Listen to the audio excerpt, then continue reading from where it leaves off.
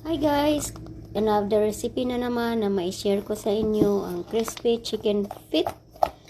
First, kailangan yung i-pressure cooker ng 1 hour. Tapos i-breaded nyo. Tapos i-deep fry. Yan lang siya. Tapos ang gamit ko nga pala ay crispy fried garlic breading mix. Nilagyan ko na rin siya ng cornstarch para talaga maging crispy siya.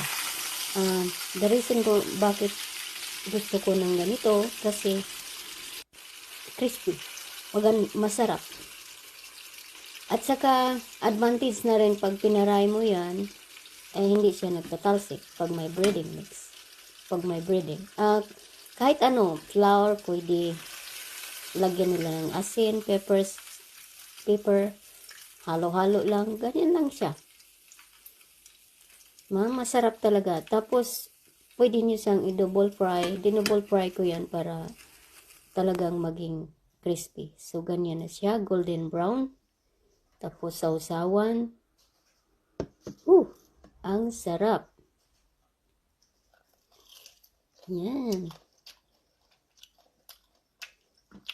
O, diba? Madali lang po talaga siyang recipe na to.